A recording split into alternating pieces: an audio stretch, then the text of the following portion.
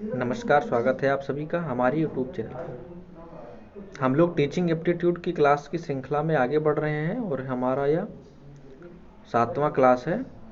हम teaching aptitude में practice कर रहे हैं। थियरी क्लासेस लगभग कर दी हैं। ज़्यादातर थियरी क्लासेस से प्रश्न नहीं आते हैं, इसलिए थियरी क्लासेस करना आप लोगों के लिए उपयोगी नहीं है। हम बात करेंगे टीचिंग एप्टीट्यूड के प्रैक्टिस क्लास से। उसके अनुसार आपको पता चलता है कि प्रश्न किस प्रकार से आएंगे, क्योंकि प्रश्न आपको हल करने आने चाहिए। इसके लिए प्रैक्टिस बहुत ही आवश्यक होती है। अगर प्रैक्टिस नहीं करे रहेंगे, कहीं से भी थियरी पढ़े रहेंगे, थियरी से कुछ काम चलने वाला बिल्कुल नहीं होता है। आप देख सकते हैं कहीं भी अगर प्रश्न नहीं कर पाते हैं, प्रश्न की लैंग्वेज क्या होती है, प्रश्न आते कैसे हैं, इन बातों को आपको जानना होता है। अगर इन बातों को ही नहीं जानेंगे कि प्रश्न आते कैसे हैं, प्रश्न कहाँ से बनते हैं, किस टॉपिक से आपको बनते हैं। टीचिंग एप्टीट्यूड बहुत बड़ा टॉपिक है, आपको कहीं से भी भरमाया जा सकता है, आप कहीं से भी पढ़ सकते हैं। अब आप उठा के सीटेट का पूरा टीचिंग एप्टीट्यूड लगा रहे हैं और आप तैयारी कर रहे हैं सीटी बीएड की, तो आपका टाइम केवल बर्बाद होगा। इसलिए उन्हीं प्रश्नों को हम सॉल्व करते हैं जो कि लगातार प्रीवियस ईयर पेपर्स में आते हैं। उन्हीं के आधार पर हम सॉल्व करेंगे, उन्हीं के आधार पर सीखेंगे।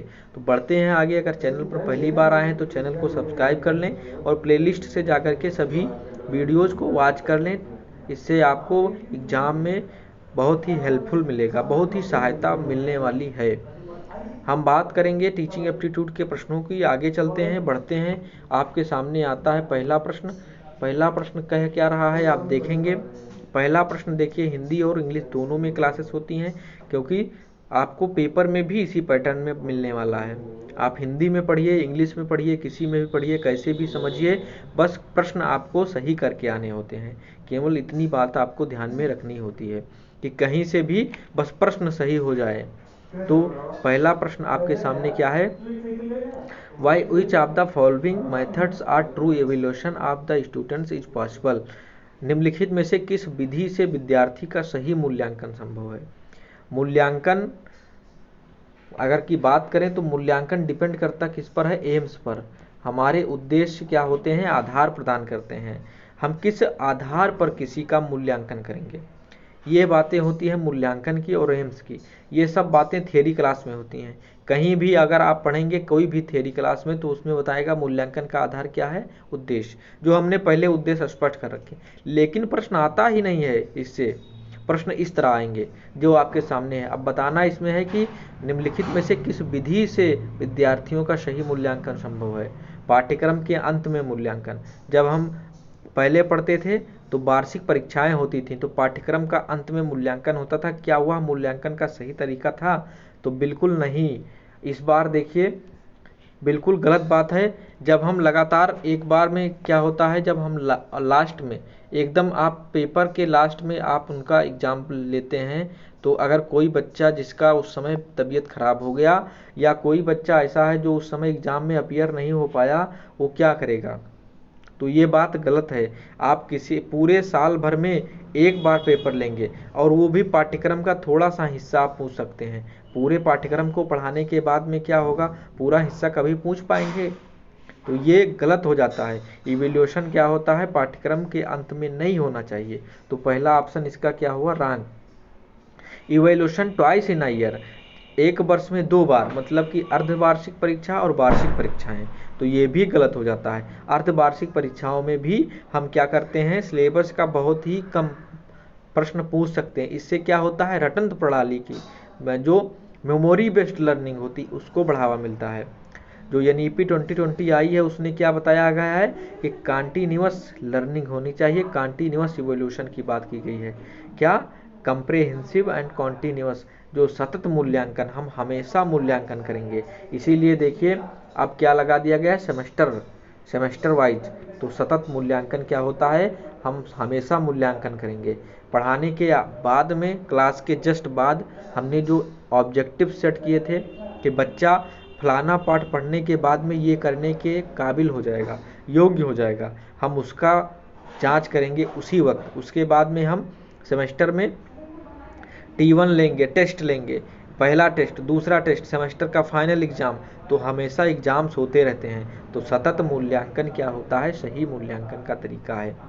बात करें रचनात्मक मूल्यांकन किसे कहते हैं, रचनात्मक मूल्यांकन भी एक प्रकार के सतत मूल्यांकन का ही प्रकार होता है, जिसमें क्या होता है, हम हर एक टॉपिक से जहाँ पर समस्या आ रही है, कोई भी प्रॉब्लम है, उस प्रॉब्लम को हम जानते हैं, उस प्रॉब्लम को निदान करने के लिए रचनात्मक मूल्यांकन किया जाता है।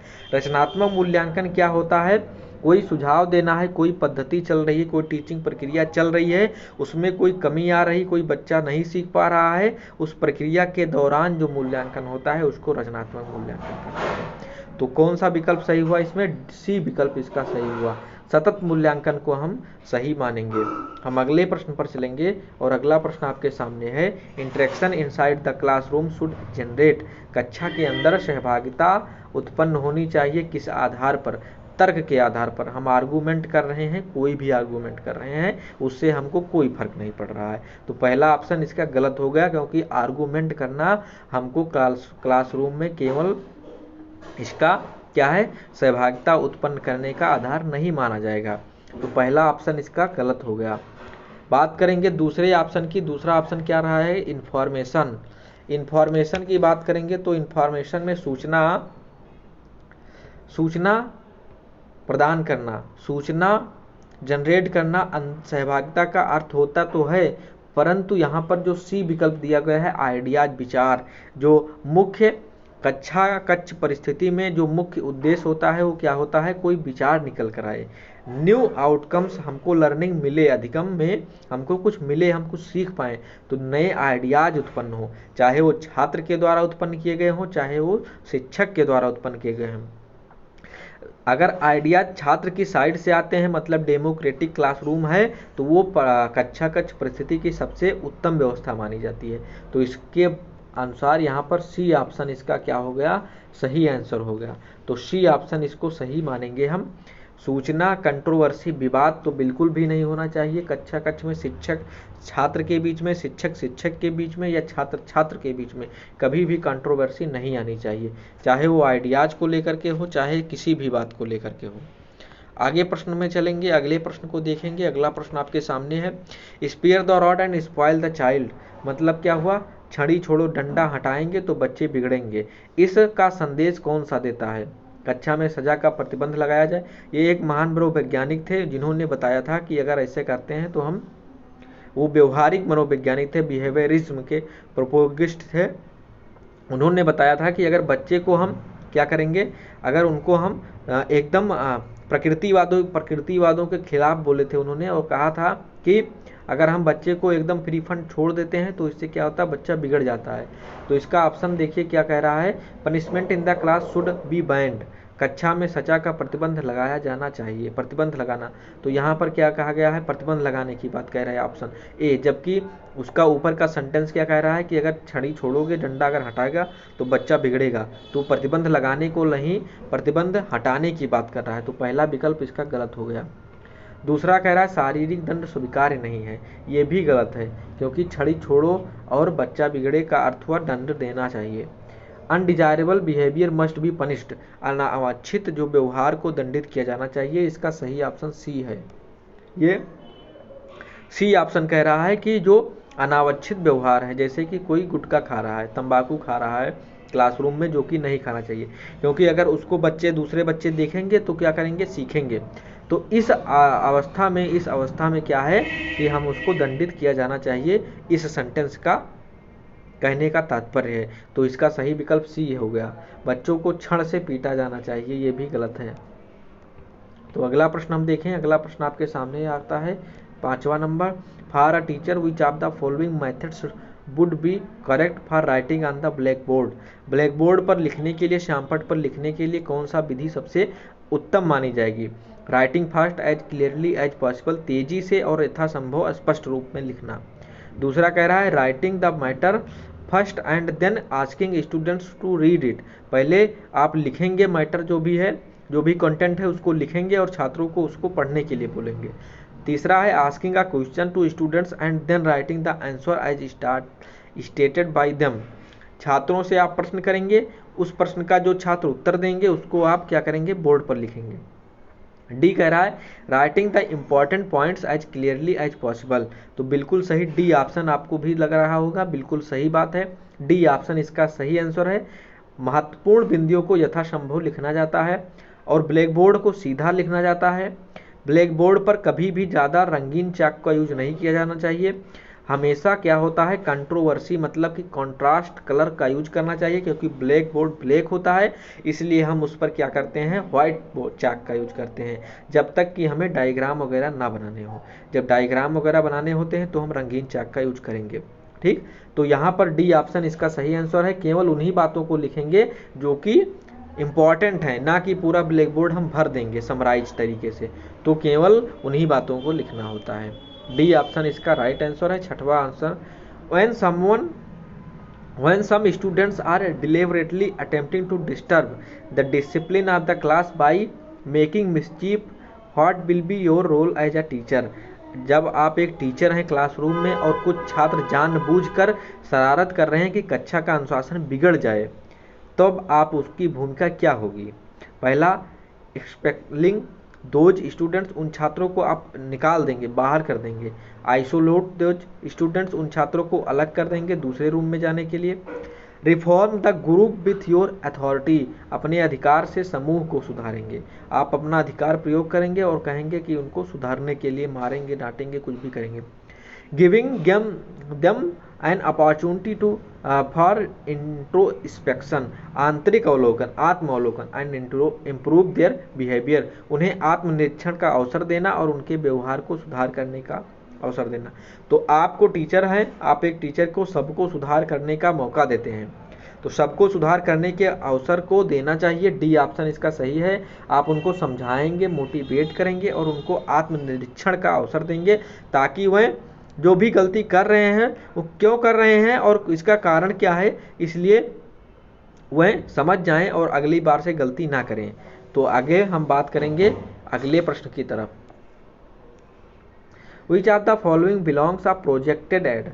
देखिए ऐड में 3 प्रकार से ऐड 4 प्रकार से आते हैं, जो कि दृश्य ऐड होते हैं, जो कि विजुअल होते हैं, ऑडियो होते हैं, ऑडियो विजुअल होते हैं, प्रोजेक्टेड होते हैं। तो इन सभी की बात करें तो ब्लैक बोर्ड क्या है? ब्लैक बोर्ड ओनली विजुअल है, क्योंकि हम केवल श्यामपट्ट पर क्या करते हैं, देख सकते हैं। अगर बात करें डायरोमा क्या है? एपीडिया स्कोप और ग्लोब। ग्लोब भी देखिए दृश्य वाला है।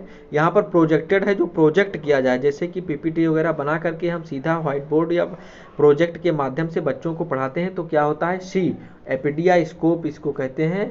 जो ये एक यंत्र है इसको हम क्या कहते हैं, प्रोजेक्टेड एड के अंतर्गत आएगा। श्यामपट्ट या ग्लोब ये सब विजुअल एड्स के अंतर्गत आएंगे। 8वां क्वेश्चन आपके सामने, suppose a students want to share his problems with his teacher and he visits the teacher's house for the purpose the teacher should. एक छात्र मान लीजिए जो कि अपनी समस्या को शेयर करना चाहता, बताना चाहता है शिक्षक के साथ, और इस उद्देश्य से वह उसके घर भी जाता है, तो एक शिक्षक को क्या चाहिए, क्या करेगा? Contract the students parents and solve his problem, छात्र के माता पिता से संपर्क करे और उसकी समस्या का समाधान करे। Suggest him that he should never visit his house, वह उसको बताए कि अब दोबारा से इस घर पे कभी मत आना। Suggest him to meet the principal and solve the problem, वह प्रिंसिपल प्रधानाचार्य को मिलने के लिए कहेगा और समस्या को हल करने का सुझाव देगा। Extend reasonable help and boost his moral, उसके मनोबल को बढ़ाएगा और जो हो सकेगा उचित मदद करने का कोशिश करेगा। तो सी जो डी विकल्प है इसका सही आंसर है। जो भी आप कर सकते हैं उसकी मदद करेंगे और उसको मोरल को बढ़ाएंगे, क्योंकि उसने अपनी समस्या को शेयर किया है। बहुत सारे बच्चे तो अपनी समस्या को टीचर्स को कभी बता ही नहीं पाते हैं, कितनी समस्या वो उनको आती है, चाहे लर्निंग के संबंधित हो या फिर इन्वायरमेंट से संबंधित हो, फिजिकल संबंधित हो, शारीरिक संबंधित हो, लेकिन वो अपने टीचर से नहीं कह पाते हैं। इसका कारण क्या होता है? टीचर ऑटोक्रेटिक होता है। टीचर क्या होता है? ऑटोक्रेटिक होता है। वह जनतंत्र नहीं लगाता है, एक तरह से डेमोक्रेटिक सोसाइटी की तरह से अगर डेमोक्रेटिक इन्वायरमेंट अपने क्लासरूम में रखे तो सभी बच्चे अपने प्रॉब्लम्स को शेयर कर पाएंगे। तो इस आधार पर वह छात्र को क्या करेगा, उसके मोरल को बढ़ाएगा और रीजनेबल हेल्प भी करेगा। तो डी ऑप्शन इसका राइट आंसर है। हम आगे बढ़ेंगे। विच of the following qualities is most essential for a teacher. शिक्षक के लिए एक महत्वपूर्ण गुण क्या है? He should be learn person, वह एक विद्वान व्यक्ति होना चाहिए। दूसरा, he should be well dressed person, वह अच्छी तरह से तैयार व्यक्ति होना चाहिए जिसको ड्रेसिंग सेंस आनी चाहिए। C, he should have patience, उसे धैर्य रखना चाहिए। C should have be an expert in his subject. तो अन्य सारी बातें अगर बात करें, वह अपने विषय में विशेषज्ञ होना चाहिए। अन्य सारी बातों की बात करें तो वह विद्वान होना चाहिए, ये भी है आवश्यक गुण है, परंतु परम आवश्यक गुण की बात नहीं किया जा रहा है। उसमें अगर बात करेंगे, विषय विशेषज्ञ की ज्ञाता भी होना चाहिए, उसको जानकारी होनी चाहिए, परंतु अगर उसके अंदर धैर्य नहीं है, उसके अंदर पेशेंस नहीं है, तो वह कभी भी एक अच्छा टीचर नहीं बन पाएगा। एक टीचर के लिए क्या होता है, क्लासरूम सिचुएशन में जितनी भी बाधाएं आए उनको सावधानी पूर्वक, बिना किसी स्किन मतलब कि चेहरे पर गुस्सा लाए, क्रोधित हुए, हर एक समस्या को पेशेंस, सावधानी पूर्वक और धैर्य के साथ हैंडल कर सके। टीचर ऐसा होना चाहिए जो बच्चों की भी समस्याओं को शांत कर सके। अगर खुद में धैर्य नहीं है तो बच्चों को कैसे धैर्य दिलाएगा? तो इस प्रकार से सी ऑप्शन इसका राइट आंसर होता है। अन्य सारे फैक्टर्स इसमें क्या है, हेल्पिंग हैं, बट इसका जो सही आंसर होना चाहिए वो क्या है, ही शुड हैव पेशेंस, उसको धैर्य होना चाहिए। धैर्य क्या है, एक तरह से एट्रीब्यूट्स है, एक ऐसा गुण है जो कि बहुत इंपॉर्टेंट है। 10 number, the maintaining an effective discipline in the class the teacher should, एक प्रभावी अनुशासन बनाने के लिए शिक्षक को करना चाहिए। Allow students to do what they like, छात्रों को वह करने दो जो उन्हें पसंद है। डील विथ स्टूडेंट्स स्ट्रिक्टली, सख्ती से निपटें, मतलब कि स्ट्रिक्ट भावना रखें। Give the student some problem to solve, छात्रों को उलझा दें, कोई समस्या दे दें और वो उसको हल करें।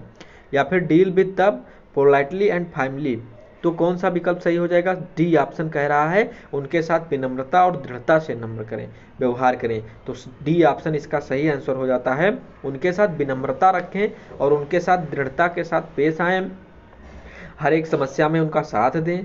तो ये बातें आपको जो है डी ऑप्शन इसका सही आंसर हो जाएगा। ये बहुत ही आसान प्रश्न है। ऐसे ही प्रश्न आपको देख लीजिए प्रीवियस ईयर पेपर में मिलेंगे, जितने भी प्रीवियस ईयर पेपर में प्रश्न आए हैं वो सभी इसी प्रकार से आए हैं। Moral values can be effectively included among the students when the teacher, शिक्षक होने पर छात्रों के बीच नैतिक मूल्यों को प्रभावी ढंग से विकसित किया जा सकता है। आप किस प्रकार से नैतिक मूल्यों को विकसित करेंगे? अगर आप एक टीचर हैं तो आपको बताना है।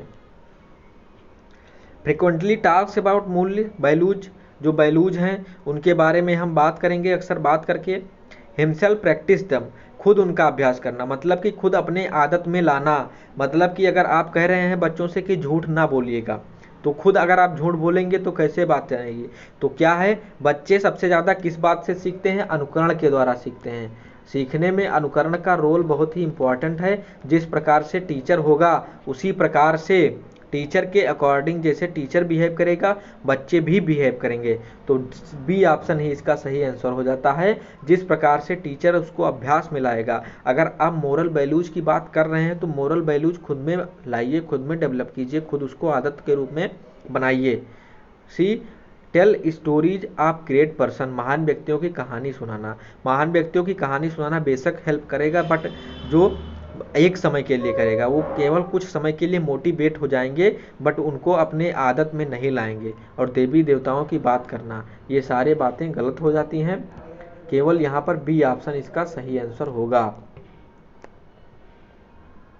आगे का प्रश्न देखते हैं। A teacher is said to be fluent in asking questions if he can ask, एक शिक्षक को प्रश्न पूछने में धारा प्रवाह कहा जाता है अगर वह पूछ सकता है a meaningful questions, as many question as possible, सार्थक प्रश्न। बी, जितना संभव हो उतने प्रश्न। Maximum number of question in fixed time, एक निश्चित समय में प्रश्नों की अधिकतम संख्या। Many meaningful questions in a fixed time, एक निश्चित समय में कई सार्थक प्रश्न। तो बात करेंगे एक टीचर जो कि फ्लुएंट कहा जाएगा, वो सार्थक प्रश्नों को पूछेगा और कम समय में पूछेगा। मतलब कि आप पूरी कहानी बता डालें और जो कहना चाहते हैं वो कहें ही ना। जैसे कि आपने 3 इडियट्स की मूवी देखी होगी, तो उसमें एक कॉमेडी का सीन है जो उसमें कह रहा है कि आखिर कहना क्या चाहते हो भाई। तो कहना क्या चाहते हो भाई, इस बात को ध्यान में रखना होगा। आप स्पष्ट रखें, अपनी बातों को, अपनी कम्युनिकेशन लेवल को स्पष्ट रखें। आप एक निश्चित समय में सार्थक प्रश्न कितने कर रहे हैं, ये उसकी क्या होगी, फ्लुएंसी होगी। तो D option is the right answer, D इसका करेक्ट आंसर है। सार्थक प्रश्न ए बहुत लोगों को अगर लगे तो इसमें केवल सार्थक प्रश्न दिया गया है, मतलब कि 1 घंटे में केवल एक सार्थक प्रश्न कर लेना फ्लुएंसी नहीं कही जाएगी। एक निश्चित समय में कई सार्थक प्रश्न आप कर रहे हैं, ज़्यादा से ज़्यादा लोगों को इंगेज कर रहे हैं, तो ये सबसे अच्छी बात है। An effective teaching aid is one of which, एक प्रभावी शिक्षण सहायक वह है जो is colourful and good looking, रंगीन और अच्छी लग रही है, आकर्षक है। Activates all faculties, सभी संकायों को संकलित करता है। तो जो बी ऑप्शन है देखिए, और C is visible to all students, सभी छात्रों के लिए दृश्यमान है। और D easy to prepare and use, तैयार करने और उपयोग करने में आसान है। तो इसमें कौन सा सही ऑप्शन हो जाएगा? अगर बात करें रंगीन और अच्छी लग रही है, सही बात है, पर इंफॉर्मेटिव तो होनी चाहिए। सिर्फ अच्छी लगने से थोड़ी ना काम बनेगा, अच्छी लगने से काम नहीं बनता है, वह क्या होनी चाहिए, इंफॉर्मेटिव भी होनी चाहिए। तो इसका ए ऑप्शन गलत होना चाहिए। दूसरा एक्टिविटीज ऑल फैकल्टीज, वह सभी को क्या है, सक्रिय कर दे। तो बिल्कुल सही बात है, सारी इंद्रिय सक्रिय करने का अर्थ क्या है, सारी इंद्रियों से, चाहे वह दिमाग को एक्टिव कर दे, आँख को, नेत्र को, सभी प्रकार से जब हम सभी ज्ञानेंद्रियों के द्वारा सीखेंगे तो सबसे ज़्यादा सक्रिय रहेंगे और सबसे ज़्यादा लर्निंग होगा। तो बी ऑप्शन इसका सही आंसर है। ऐसे हमारे दृश्य श्रव्य सामग्री होनी चाहिए, ऐसे टीचिंग एड्स होने चाहिए जो सभी संकायों को संकलित कर दें। बी ऑप्शन इसका सही है। Is visible to all students, सभी छात्रों के लिए दृश्यमान है, लेकिन जो दृष्टिबाधित छात्र हैं उनके लिए क्या? तो सी ऑप्शन गलत है। तैयार करने में, कम करने में, उपयोगी भी आसान होना चाहिए, सही बात है, बट उतनी इम्पॉर्टेंट नहीं है। अगला प्रश्न देखेंगे। अगला प्रश्न कह रहा है, on the first day of his class if a teacher is asked by the students to introduce himself, अगर पहले दिन आप जाते हैं एक शिक्षक के तौर पर क्लास में और क्लास में बच्चों से कहते हैं कि अपनी परिचय दें बच्चों से, तो ही शुड, स्वयं को कर करना चाहिए। Ask them to meet after the class, कक्षा के बाद में मिलने के लिए कहना। Tell them about himself in brief, उन्हें अपने बारे में संक्षेप बताएं।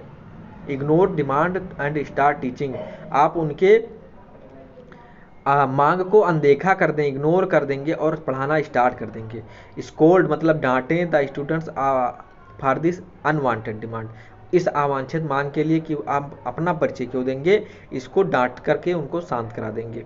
तो कौन सा ऑप्शन सही होगा? उनको अपने बारे में भी संक्षेप में बताएंगे ताकि एक हेल्दी कम्युनिकेशन वहाँ पर फॉर्म किया जा सके, बनाया जा सके। जब छात्र आपके बारे में जानेंगे, आपकी उपलब्धियों के बारे में जानेंगे, आपके व्यक्तित्व के बारे में जानेंगे, थोड़ा बहुत अगर जानेंगे तो इसमें क्या होता है, पोलाइटनेस आता है और हम एक तरीके से बॉन्डिंग बनती है जो छात्र और टीचर के बीच में बननी चाहिए, वो बॉन्डिंग इसी प्रकार से बनाई जाती है। तो बी ऑप्शन इसका सही आंसर हो जाएगा। The best method of teaching to, शिक्षण की सर्वोत्तम विधि क्या है? जानकारी देना। जानकारी देने की बात करें तो वह तो गूगल भी दे देता है, तो ए ऑप्शन इसका बिल्कुल भी गलत है। टीचर में जानकारी देना ही नहीं है, बाय द टीचिंग मीनिंग केवल जानकारी देना नहीं है, not the collection of information. B क्या है? Ask students to read books, छात्रों को किताबों पढ़ने के लिए कहें, छात्र को किताब पढ़ने के लिए कहें, मोटिवेट करना आवश्यक है, बट ये शिक्षण की विधि तो नहीं है। तो बी ऑप्शन भी इसका गलत हो गया। सी सजेस्ट गुड रेफरेंस मटेरियल्स, अच्छी संदर्भित सुझाव दें। तो अच्छी सुझाव देना ये क्या है? मार्गदर्शन के बारे में आएगा, गाइडेंस के बारे में आएगा, ना कि टीचिंग मेथड्स के बारे में। तो सी ऑप्शन इसका गलत आंसर हो गया। डी ऑप्शन ही बचा और डी ही इसका लास्ट ऑप्शन है, यही सही भी है। एक चर्चा परिचर्चा, initiate a discussion and participate in it, discussion करेंगे तो आपको कौन सा क्लासरूम मिलेगा? डेमोक्रेटिक मिलेगा।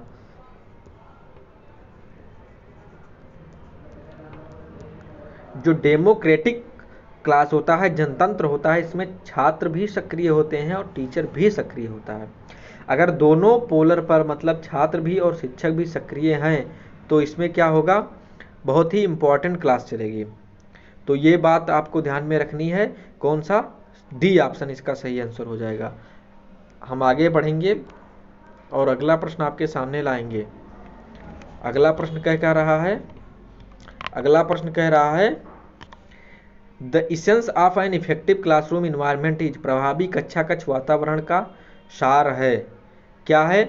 A variety of teaching ads, विभिन्न प्रकार की शिक्षण सहायक सामग्री। दूसरा क्या कह रहा है? लाइवली स्टूडेंट टीचर इंटरेक्शन, जीवन छात्र शिक्षक बातचीत। तो बिल्कुल सही है, बी ऑप्शन इसका सही आंसर हो जाएगा। जो लाइव हम कहते नहीं है कि लाइवली जीवंत छात्र शिक्षक बातचीत, हम किसी भी प्रत्यक्ष रूप से सीखना, जो प्रत्यक्ष रूप से सीखेंगे वो बहुत ही इंपॉर्टेंट होता है। सी पिन ड्रॉप, चुप्पी जो साइलेंस होता है, ये गलत माना गया है, और स्ट्रिक्ट डिसिप्लिन गलत है, और विभिन्न प्रकार के टीचिंग एड्स का उपयोग करना भी गलत है। For an efficient and durable learning, learner should have, एक कुशल और टिकाऊ सीखने के लिए शिक्षार्थियों के पास होना चाहिए एबिलिटी टू लर्न, केवल सीखने की क्षमता।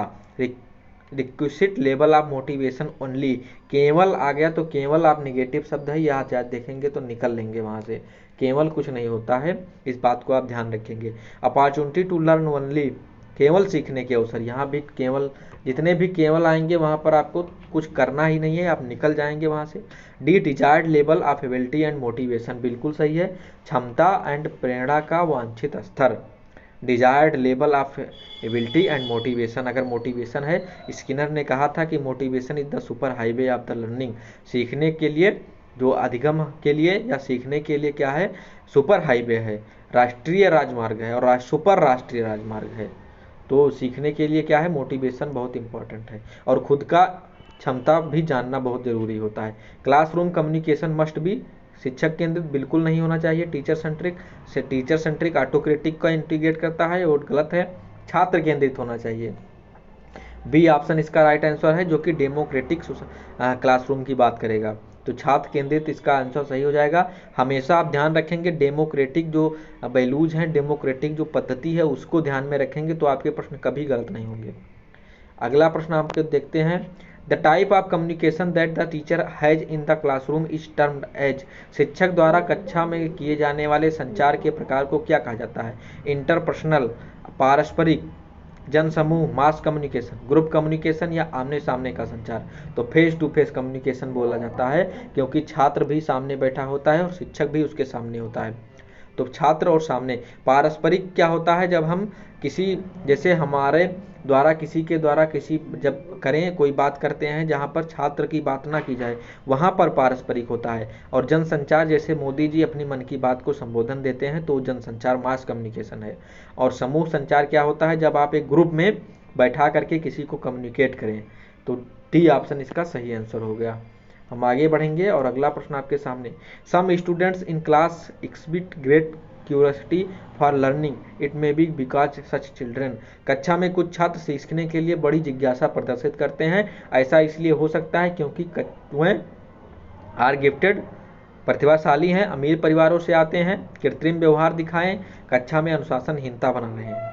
तो ऑप्शन सही है ए, क्योंकि जो प्रतिभाशाली बच्चों का लक्षण होता है वो क्यूरियोसिटी होते हैं, उनमें जिज्ञासा बहुत ज़्यादा होती है, कुछ करने की, कुछ सीखने की, कुछ आगे बढ़ने की।